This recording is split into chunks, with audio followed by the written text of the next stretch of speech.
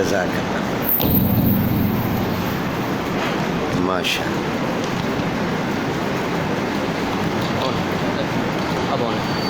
ٹھیک بسم اللہ پڑھیے.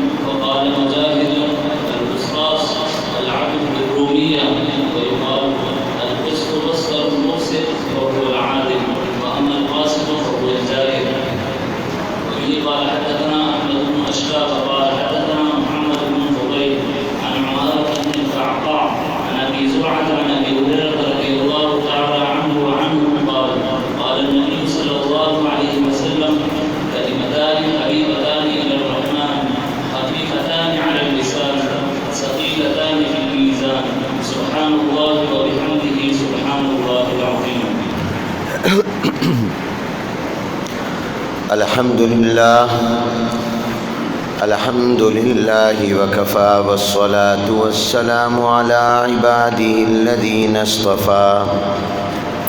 أما بعد فأعوذ بالله من الشيطان الرجيم. بسم الله الرحمن الرحيم. ونضع الموازين القسط ليوم القيامة. صدق الله العظيم وصدق رسوله النبي الكريم ونحن على ذلك لمن الشاهدين والشاكرين والحمد لله رب العالمين. قابل صد احترام حضرات علماء کرام، بزرگان محترم، اساتذہ کرام، فضلائے کرام، برادران اسلام، السلام علیکم ورحمۃ اللہ وبرکاتہ. میں ابھی اسلام آباد سے یہاں کراچی پہنچا ہوں. جہاز تقریباً 1.25 سے 1.5 گھنٹہ لیٹ ہو گیا. اس وجہ سے میں آپ حضرات کے ساتھ زیادہ وقت نہیں گزار سکوں گا. دل تو یہ چاہتا تھا کہ ذرا لمبی گفتگو کروں اور گزارشات پیش کروں، مگر جہاز کے لیٹ ہونے کی وجہ سے آپ ہماری تھوڑی حاضری کو زیادہ سمجھ لیں. اور ویسے بھی میں جامعہ علی المرتضیٰ میں پہلی مرتبہ آیا ہوں، آخری مرتبہ نہیں. کیوں حضرت آئندہ بھی بلاؤ گے کہ نہیں بلاؤ گے؟ نہیں بلاؤ گے ہم پھر بھی آ جائیں گے. ہمیں تو پتہ ہی نہیں تھا کہ تم ہمارے راستے میں ہو. تو میں یہاں پہلی مرتبہ آیا ہوں، آخری مرتبہ نہیں. انشاءاللہ پھر بھی حاضری ہوتی رہے گی اور یہاں انشاءاللہ آج کی جو کمی ہے اس کی تلافی کروں گا. یہ حدیث مبارکہ کی مجلس ہے اور حدیث مبارکہ کے انوار و برکات حاصل کرنے کے لیے ہم سب لوگ یہاں جمع ہیں. حدیث کی سب سے بڑی کتاب اور سب سے زیادہ معتبر کتاب اور سب سے زیادہ مشہور کتاب اور سب سے زیادہ مستند مقبول کتاب وہ صحیح بخاری ہے، جس کا نام الجامع الصحیح المسند المختصر من امور رسول اللہ صلی اللہ علیہ وسلم و سننہ و ایامہ. امام بخاری رحمۃ اللہ علیہ نے اس کو جمع کیا ہے. امام بخاری استاد کے درجے میں ہے. باقی جتنی بھی میرے عزیز طلباء نے دورہ حدیث کے سال میں کتابیں پڑھی، یعنی اس آخری سال جو ان کے مراحل تعلیم کا آخری سال ہے، وہ تمام تقریباً امام بخاری کے شاگرد یا شاگردوں کے شاگرد ہیں۔ امام ترمذی رحمۃ اللہ علیہ امام بخاری کے شاگرد ہیں، اور امام ترمذی رحمۃ اللہ علیہ اپنی کتاب کے بارے میں فرماتے ہیں کہ جس گھر میں میری کتاب ترمذی شریف ہو، جس میں حضور علیہ السلام کی احادیث ہی ہیں، اور وہاں اس گھر والے اس کتاب کو پڑھتے بھی ہوں، ایسا نہیں کہ لپیٹ کر الماری میں رکھ دیا ہو، تو فرمایا یوں سمجھو گویا اس گھر میں اللہ کا نبی ہے، باتیں کر رہا ہے۔ جب شاگرد کی کتاب کی یہ بات ہے تو استاد کی کتاب کا کیا عالم ہوگا؟ جب ترمذی شریف حدیث کی کتاب گھر میں ہو اور اس کو پڑھا جائے تو ایسے ہے جیسے حضور علیہ السلام موجود ہیں اور وہ باتیں کر رہے ہیں۔ تو بخاری، امام بخاری تو استاد ہیں، تو جہاں پر یہ کتاب ہوگی پڑھی جائے گی، یوں سمجھو کہ اللہ کے نبی بات کر رہے ہیں۔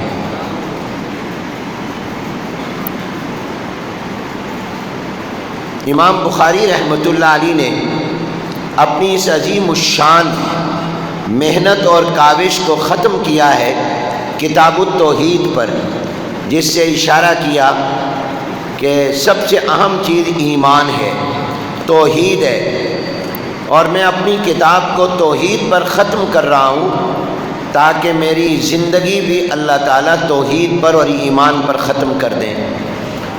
اور پھر اس کے 58 باب ہیں، اور یاد رکھیے حدیث کی کتاب کا باب لفظ تو ہم باب کہتے ہیں، مگر یہ باب نہیں ہے، یہ باغ ہے۔ یہ باب نہیں ہے، کیا ہے؟ باغ ہے۔ حضور علیہ السلام کی حدیثوں کے پھول اس میں موجود ہیں۔ وہ حضور اکرم صلی اللہ علیہ وسلم کی حدیثوں کا ایک طرح کا باغ اور گلشن ہے۔ تو آخری جو باب ہے وہ امام بخاری رحمۃ اللہ علیہ نے وزن اعمال کو ثابت کرنے کے لیے قائم کیا ہے۔ کیا مطلب؟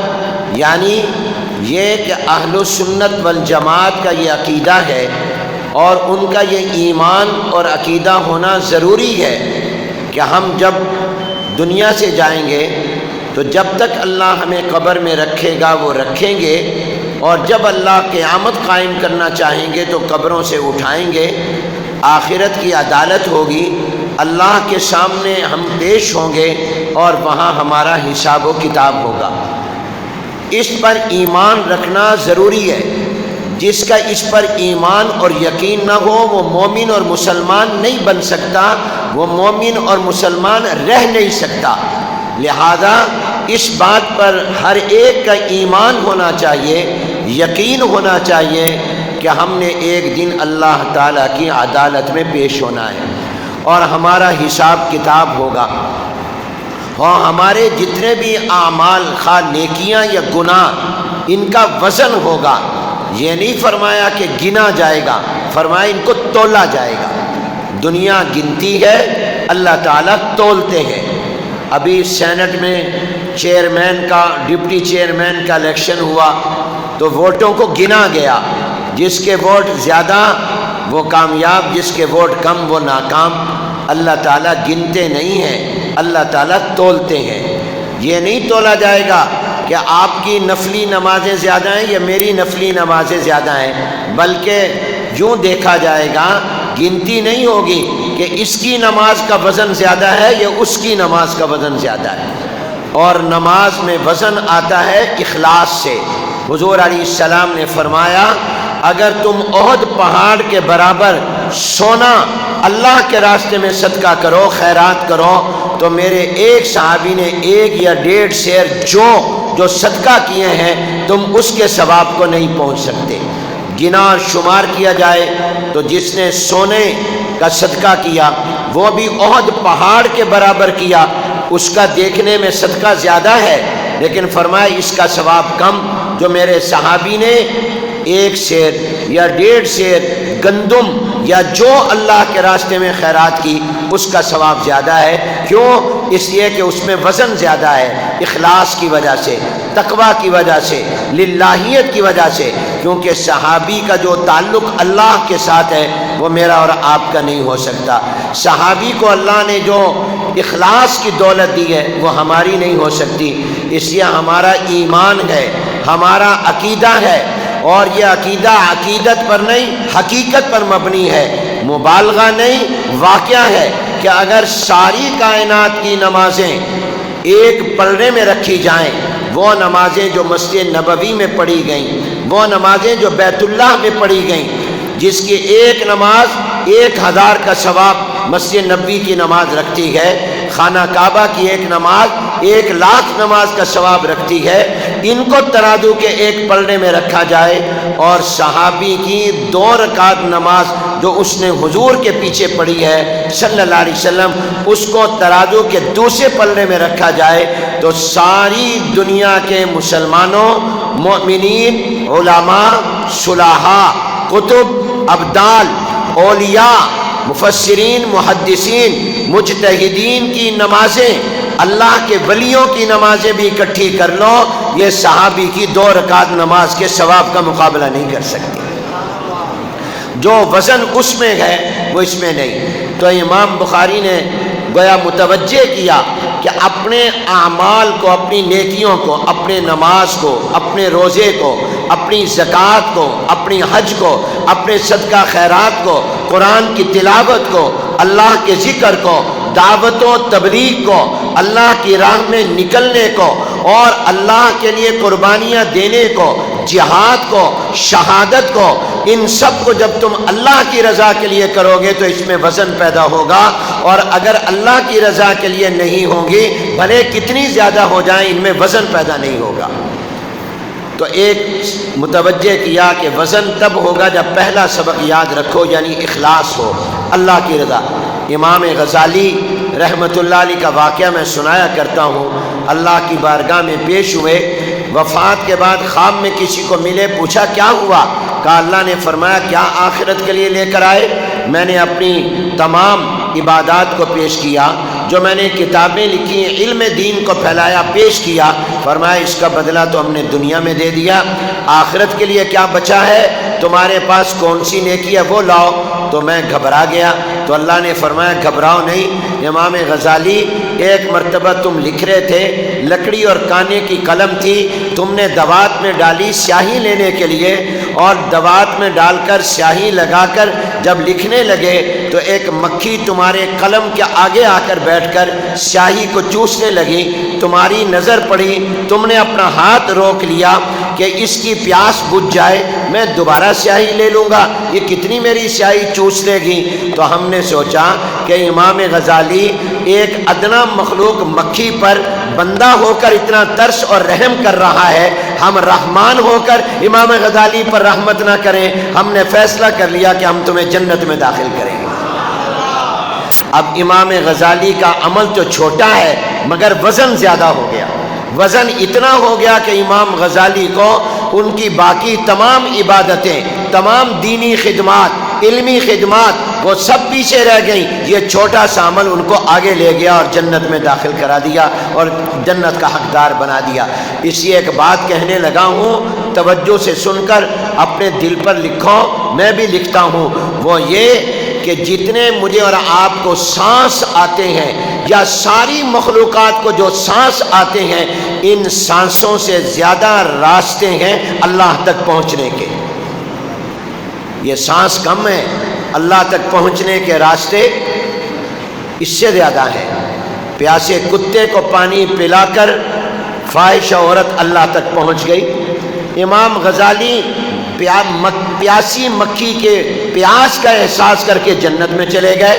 امام ابو داؤد رحمۃ اللہ علیہ چھینک کا جواب دینے کے لیے کشتی لے کر بحری جہاز کے پاس جا کر جواب دیتے ہیں تو اللہ نے آواز دی کہ تم نے جنت خرید لی۔ بشر حافی نے کاغذ کا ٹکڑا اٹھایا اور جس پر اللہ لکھا ہوا تھا اونچی جگہ رکھ دیا کہ بے ادبی نہ ہو جائے، اس کاغذ کے ٹکڑے نے بشر حافی کو ڈاکو سے اللہ کا ولی بنا دیا، اللہ کے تک پہنچا دیا۔ تو یاد رکھو، بعض لوگ کہتے ہیں جہاد کرو گے تو اللہ ملے گا ورنہ نہیں ملے گا، اور بعض کہتے ہیں دعوت و تبلیغ کا کام کرو گے تو اللہ ملے گا ورنہ نہیں ملے گا، بعض کہتے ہیں پڑھنے پڑھانے کا کام کرو گے تو اللہ ملے گا ورنہ نہیں ملے گا۔ یہ ہم نے اپنے ذہن سے بنا لیے، اللہ تعالیٰ تبلیغ کے راستے سے بھی ملتا ہے، اللہ جہاد کے راستے سے بھی ملتا ہے، اللہ دین پڑھنے پڑھانے کے راستے سے بھی ملتا ہے، اللہ پیاسے کتے کو پانی پلانے سے بھی مل جاتا ہے، اللہ تعالیٰ کاغذ کے ٹکڑے کو جس پر اللہ کا نام لکھا ہو اٹھا کر اوپر رکھ دینے سے بھی مل جاتا ہے، اللہ تعالیٰ چھین کا جواب یرحمک اللہ دینے سے بھی مل جاتا ہے، اللہ تبارک و تعالی جتنے تمہارے سانس ہیں اس سے زیادہ اللہ تک پہنچنے کے راستے ہیں۔ اس لیے میرے دوستوں اور بھائیوں،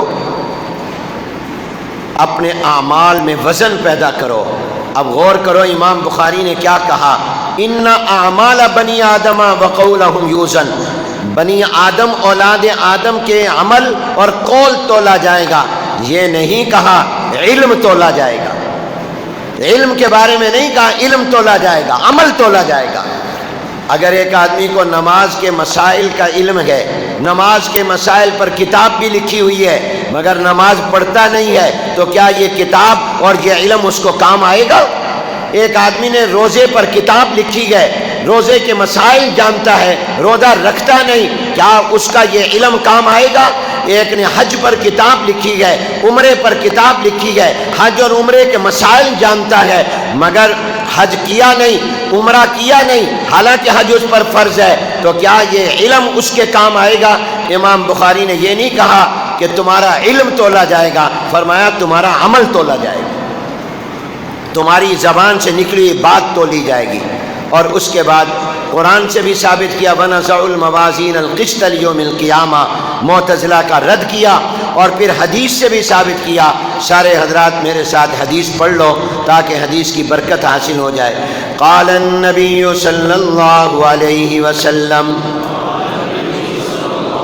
کلمتان حبیبتان الی الرحمن خفیفتان علی اللسان ثقیلتان فی المیزان سبحان اللہ وبحمدہ سبحان اللہ العظیم سبحان اللہ وبحمدہ سبحان اللہ العظیم سبحان اللہ وبحمدہ سبحان اللہ العظیم۔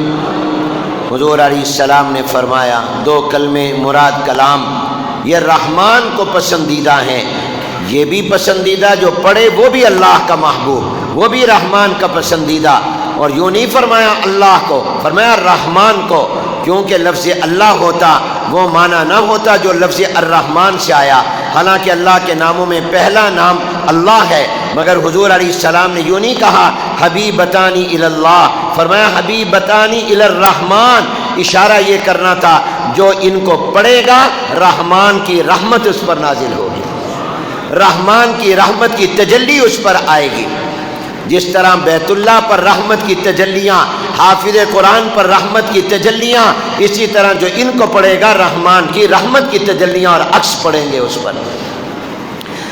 اور تھوڑے عمل پر زیادہ نیکی ثواب دے دینا یہ بھی رحمان کی شان ہے۔ فرمایا زبان پر ہلکے پھلکے ہیں، پڑھنا مشکل نہیں، مگر ترازو میں بھاری ہوں گے، میزان میں بھاری ہوں گے۔ اس سے ثابت ہو گیا بھاری ہونے کا پتہ تب چلتا ہے جب وزن کیا جائے، یہ ہلکی ہے یا بھاری معلوم ہوا تولا جائے گا۔ اور امام بخاری ایسی حدیث لائے گئے کہ جو دونوں باتوں کو جامع ہے، اس سے عمل بھی اور قول بھی دونوں کا تولا جانا ثابت ہوا۔ دعویٰ یہ تھا عمل بھی تلے گا، قول بھی تلے گا۔ جب آپ نے زبان سے پڑھا یہ زبان کا عمل ہو گیا، اور چونکہ یہ قول ہے قول ہے تو یہ کلام بھی ہو گیا، قول بھی ہو گیا، تو گویا یہ دونوں کی دلیل بنی حدیث کہ عمل بھی تولا جائے گا اور قول بھی تولا جائے گا۔ فرمایا وہ دو کلمے کون سے ہیں؟ سبحان اللہ و بحمدی ایک، سبحان اللہ العظیم دو۔ حضور علیہ السلام نے فرمایا جو روزانہ ایک تسبیح اس کی کر لے، 100 مرتبہ پڑھ لے، تو سمندر کے پانی کے برابر بھی گناہ ہوں گے، اللہ تعالیٰ معاف فرما دیں گے۔ اللہ تعالیٰ معاف کر دیں گے۔ مبارک ہو، آپ نے یہ حدیث پڑھ لی، اللہ تعالیٰ قبول فرمائے، حدیث کے طالب علموں میں نام آ گیا۔ اب میں آپ کو دو باتیں حضرت علی رضی اللہ عنہ کی سنانا چاہتا ہوں، کیونکہ اس ادارے کا نام کیا ہے؟ جامع علی المرتضیٰ رضی اللہ عنہ، اور آئندہ جب میں آؤں گا انشاءاللہ تو میری تقریر اور گفتگو کا عنوان حضرت علی ہوں گے۔ دیکھو موضوع بھی متعین ہو گیا۔ حضرت علی رضی اللہ تعالیٰ عنہ نے ایک بات تو یہ فرمائی جو مجھے اور آپ سب کو ہر وقت یاد رہنی چاہیے۔ جیسے میرے ساتھ آج ہوا، میں نے روانہ ہونا تھا اسلام آباد سے 4 بجے، مگر وہاں سے جہاز چلا 5:45 بجے، لیٹ ہو گیا نا۔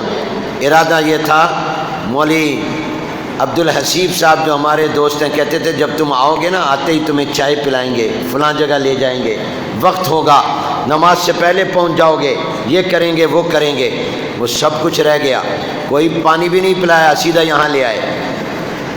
کیوں؟ یہ سب کچھ رہ گیا۔ حضرت علی رضی اللہ عنہ سے کسی نے پوچھا کیف عرفت ربک، آپ نے اپنے رب کو کیسے پہچانا؟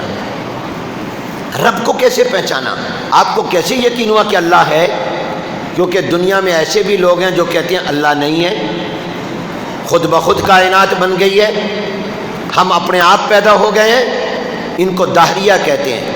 تو حضرت علی رضی اللہ عنہ سے کسی نے پوچھا تم بتاؤ تم نے اللہ کو کیسے پہچانا؟ تو حضرت علی رضی اللہ عنہ نے فرمایا عرفت ربی بفسخ العزائم، میں نے رب کو پہچانا اپنے پکے ارادوں کے ٹوٹنے کے ساتھ۔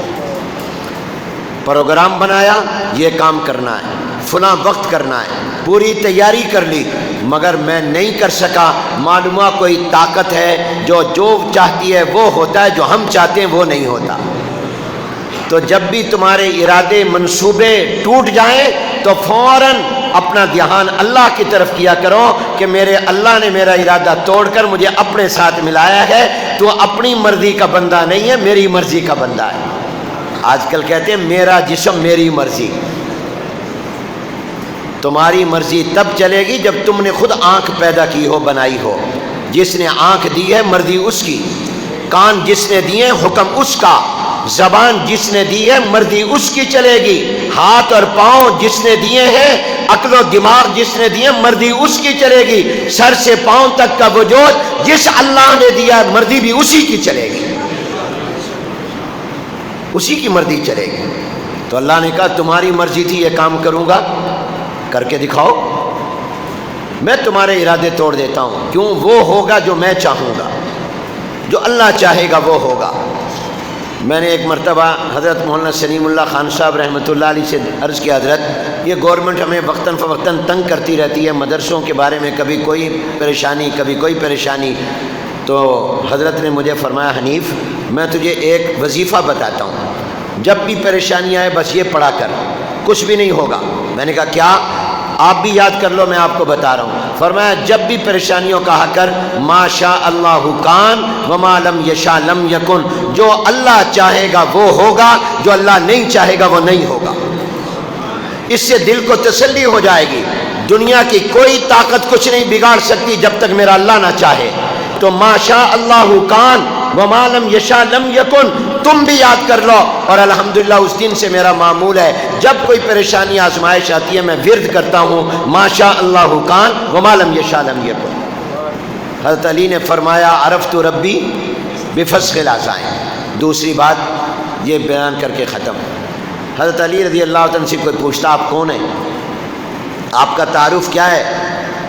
تو حضرت علی رضی اللہ عنہ جواب میں یہ نہیں فرماتے تھے میں حضور پر سب سے پہلے جو 4 ایمان لائے میں ان میں سے ایک ہوں، یہ جواب میں نہیں فرماتے تھے کہ میں حضور علیہ السلام کا داماد اور آپ کی چہتی لاڈلی بیٹی فاطمہ الزہرا رضی اللہ تعالی عنہا کا شوہر ہوں، یہ نہیں فرماتے تھے میں فاتح خیبر ہوں، یہ نہیں فرماتے تھے کہ مجھے زبان نبوت سے اللہ کا شیر ہونے کا لقب ملا، یہ کچھ نہیں فرماتے تھے۔ کیا فرماتے تھے؟ ما انا، کچھ بھی نہیں۔ پہلے اپنی نفی کرتے تھے، ما انا، میں کچھ بھی نہیں، الا رجل من المسلمین، مگر ایک مسلمان آدمی۔ میرا اور آپ کا سب سے بڑا تعارف کیا ہے؟ بولو۔ آپ کے شہر نے خون کے دریا دیکھے، خون کے سمندر دیکھے، یہاں پر پہچان بنی اور اس پر قتل و غارت ہوئی کہ میں پنجابی، میں پٹھان، میں مہاجر، میں فلاں، میں فلاں، میں بھی کہتا ہوں میں پنجابی، میں فلاں، حالانکہ ہمارا سب سے بڑا تعارف یہ ہے کہ ہم مسلمان ہیں۔